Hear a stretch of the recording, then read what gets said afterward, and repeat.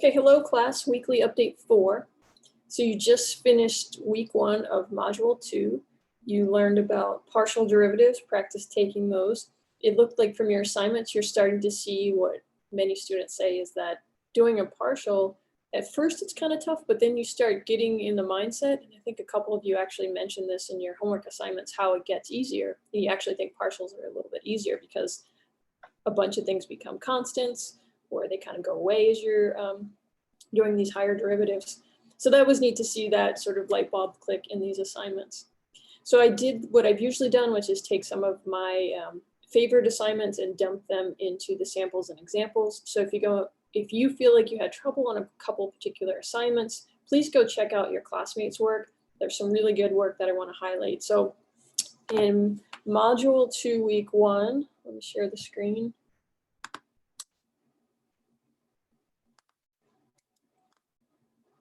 So we'll go to your OAKS page.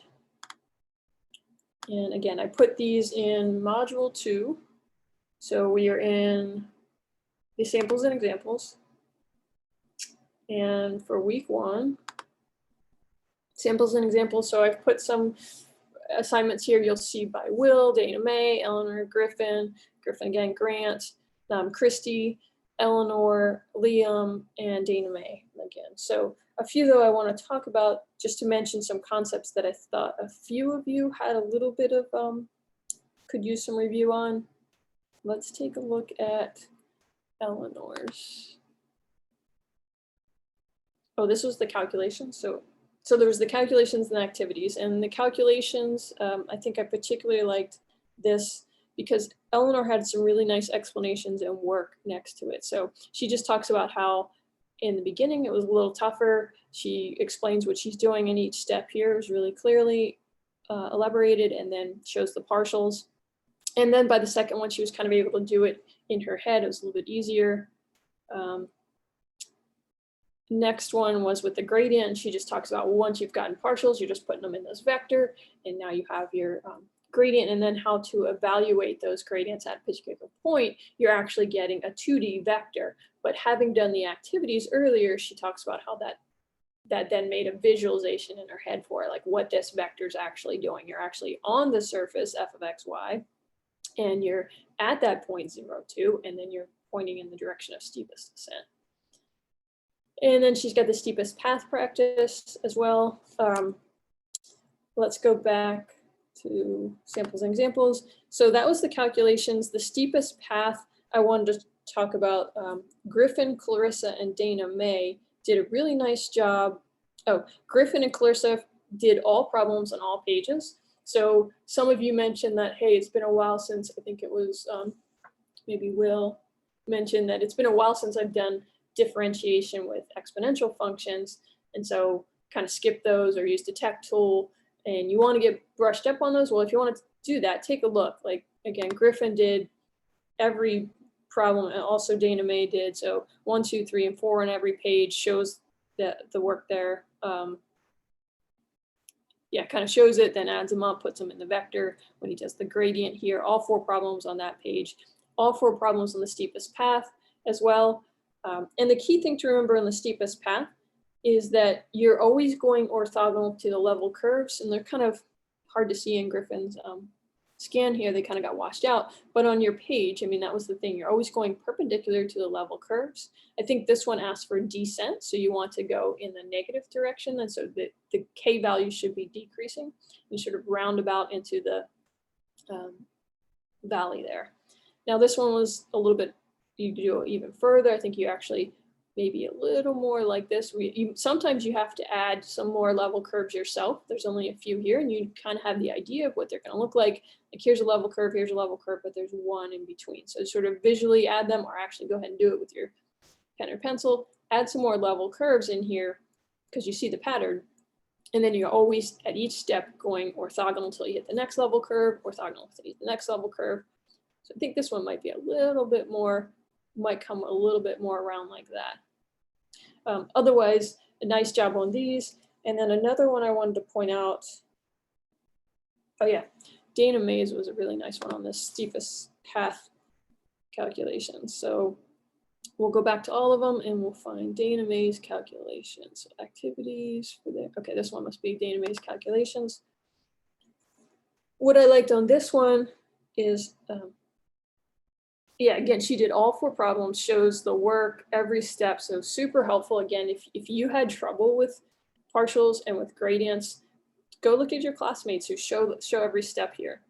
Some people got them quicker, and so they could just maybe not show every bit. So here she's showing with the gradient, she computes each of them, evaluates them at the point, plugs that in, and gets a vector. Now, what she did here, okay, so here I show you didn't actually have to compute these first partials yourself. I've done those. They were a little more involved, a little more work. And so, oh shucks, is this the one? Oh wait, let me see. I think I might have.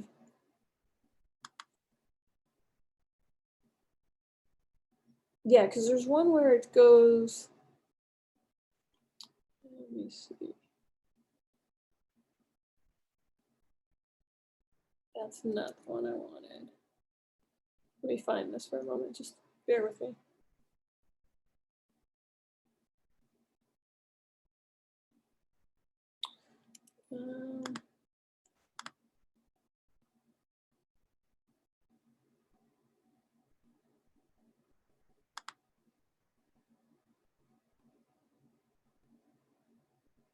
Salvador.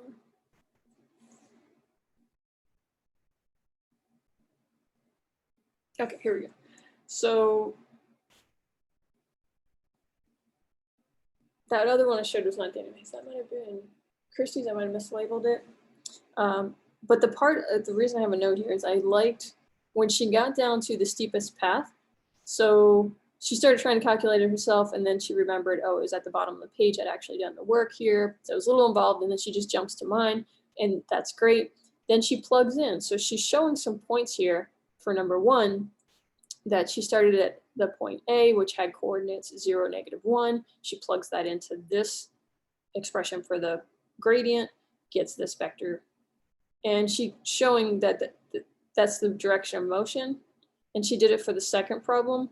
She actually started at the point A, which must have been at -3, 1, plugs that in, gets this vector here, moves a little bit in that direction. So it's negative in the X, negative in the Y. So we'll be pointing down in the southeastern direction. Gets to a new point, looks like roughly -2, 0. She plugs that one in. And so she's actually showing the motion of that, how you can do it rather than visually. Since you had a gradient, you can iteratively calculate those gradient vectors. Okay, so then let's go back to the content section again, into module 2, samples and examples, week 1. And I want to show then some of the activities. So in the activities section, I chose ones by Eleanor, Griffin, Dana, and Aaron. And I liked Eleanor's discussion. So let me see if I can find this. Activities by Eleanor. She again kind of went through her thought process, shows that actually works out these partials for the derivative snakes. And then this is the one I particularly liked, was the raindrop path.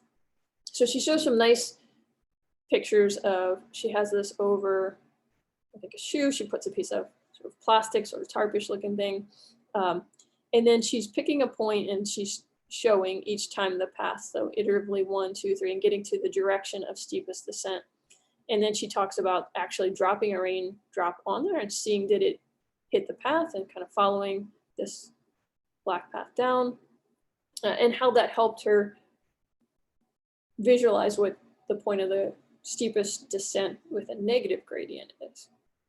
Now, it's important to remember, and a few of you got this, I think Patrick in particular made a nice discussion of answering that question of the negative gradient and the gradient, they have to point in opposite directions. So if the gradient, if this is a plane here, is 2D and says go like this way, well, the negative gradient has to be completely opposite. They have to be 180 degrees, because gradients are always done in 2D because you're actually on the XY plane.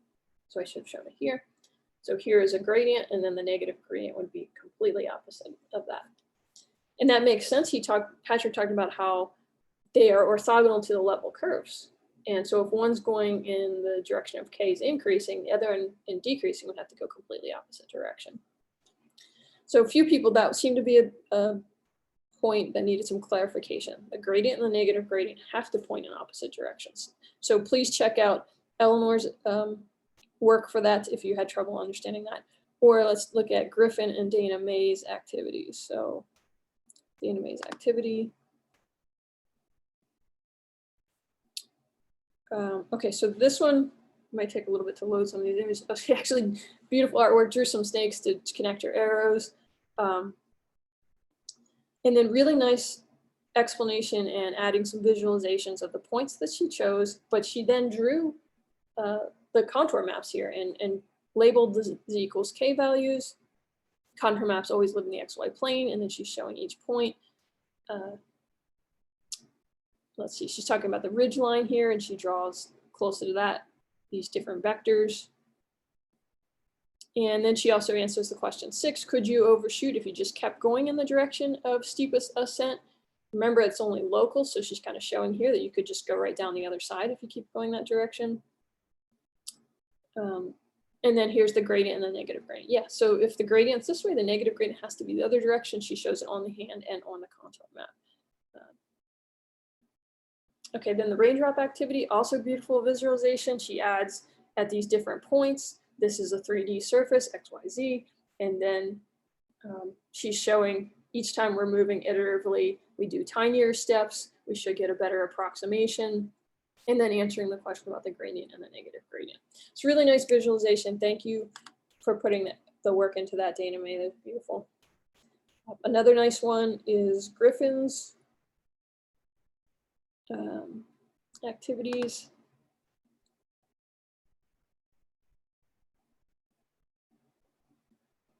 So he did a couple of derivative snakes, but he's showing each time he's computing the partials right next to him, right there. So you can really check your work.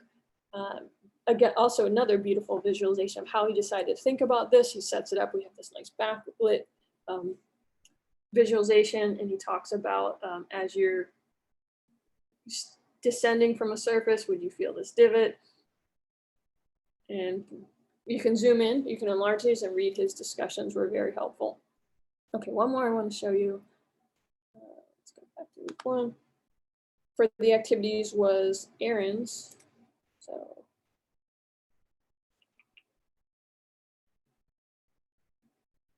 let's see.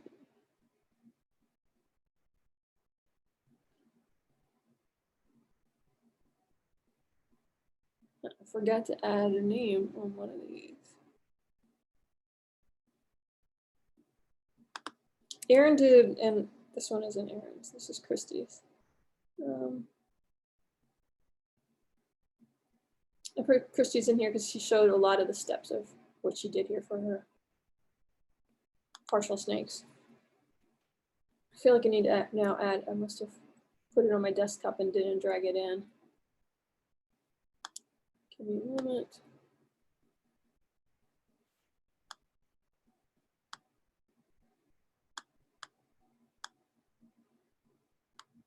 Okay, well, I need to go get Aaron's and add it. Let's go find hers because she did an assignment that most of you didn't. She chose to do the gradient compass.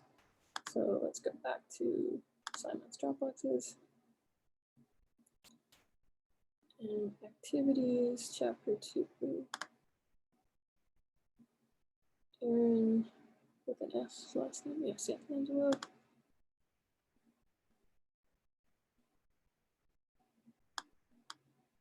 Okay, derivative snakes, usual. And then the fist surface. And then there's a nice discussion of how she was working through to figure out from the gradients on the contour map, so in the XY plane, to visualize those. Okay, then here's the gradient compass. So she has some stuff, she put cloth over it, and then she really talks about, she actually made visualization of a compass and talked about how it directs her in And it is a 2D thing, right? So that's a really neat thing to think about, that gradient is 2D. That's one of the points of confusion every semester. Yeah, so she actually made a little compass. It is 2D and not 3D. That's something that's difficult for students. So I really liked Erin's discussion there. All right, I'll make sure I add that in a moment to our content section. Back to the content. Okay, and then I think just one more thing I want to show you guys.